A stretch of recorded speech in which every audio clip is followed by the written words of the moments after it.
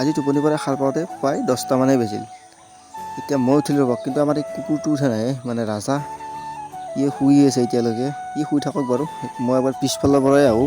আৰু পিছফালে আহিলোঁ, আহিনো পিছফালে নৈ কি কৰি থাকিম, সেইকাৰণে ভাবিলোঁ এবাৰ নদী পাৰৰ পিনে যাওঁ। নদী পাৰত বহিলোঁ, অলপ নদী পাৰত বহিলোঁ, বহি চৰাই চিৰিকটিৰ মাত শুনিলোঁ।